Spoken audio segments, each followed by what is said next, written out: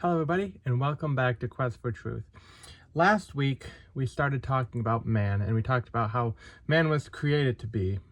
But even if you don't know what happens next, just looking around, you know something went wrong. And that's where we're looking at today. We pick up the narrative here in Genesis chapter 3 with Satan's deception, verses 1 through 5.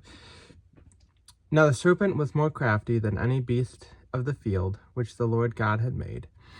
And he said to the woman, Indeed, has God said, You shall not eat from any tree of the garden.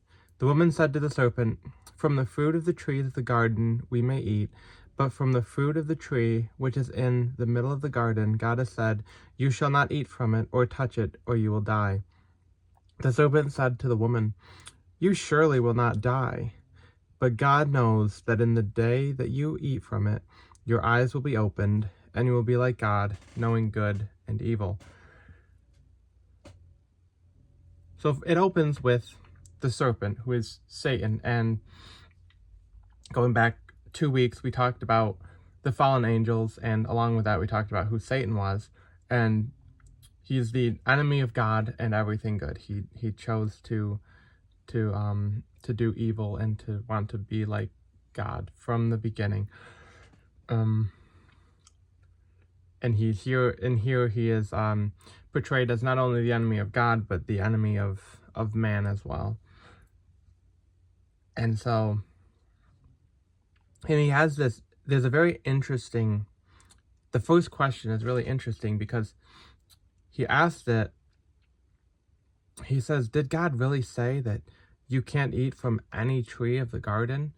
And clearly that's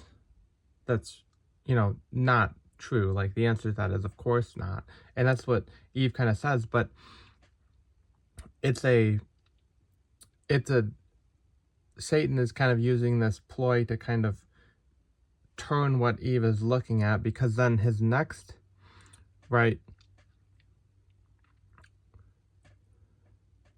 Eve says this, from the fruit of the trees of the garden we may eat, but from the fruit of the tree which is in the middle of the garden, God has said, you shall not eat or touch from it, or you will die. And so Satan is directing her kind of focus to what God is taking away, what God is not allowing, right? Because starting off by saying, God doesn't allow you to eat anything.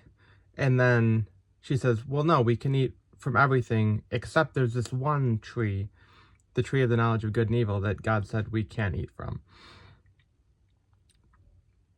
So he's planting a seed that kind of directs Eve to be focused on what God is not allowing. And then in verses 4 through 5, right, Satan kind of replies again to Eve. And interestingly enough, Satan's not actually lying here. The words that he's saying aren't a lie. If you look at verse 22 in the same chapter, after, right, it's God said, Behold, the man has become like one of us, knowing good and evil, and now he might stretch out his hand and take, right? So, did man die physically when he ate the fruit? No, spiritually, differently, but again, at least from a certain point of view, that's not necessarily a lie. And then verse 5, your eyes will be open, you will become like God, knowing good and evil. Well, God himself said that that's true. So the lie isn't in what actually Satan is saying here, but we know that, right, Satan is the master of lies. He's not lying in the words that he's using. He's actually using a true statement, but the lie is that the outcome of it will be good, that this is actually a good thing that's going to happen because of it, and that God is keeping them from that outcome, of that good outcome.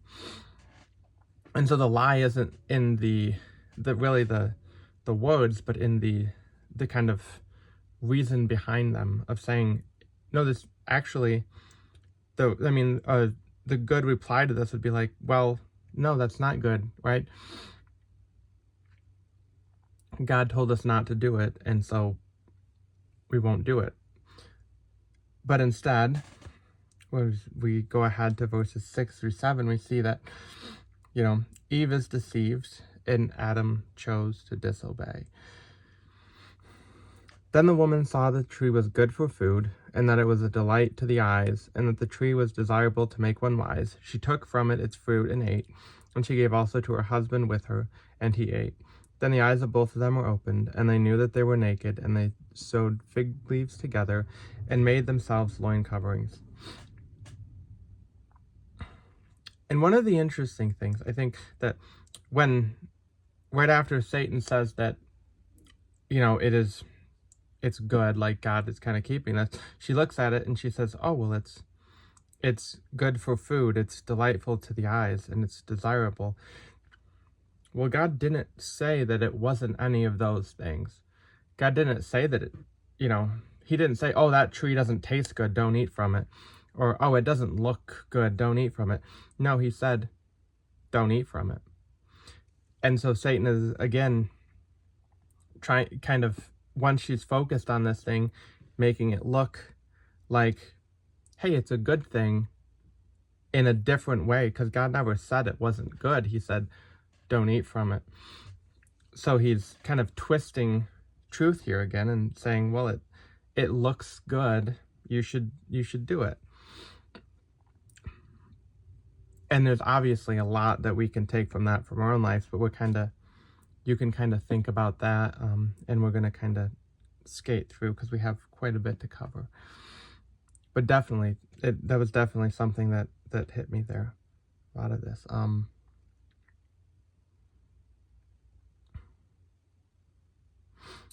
Let's see, and so they eat from the tree that God told them not to do. They disobeyed.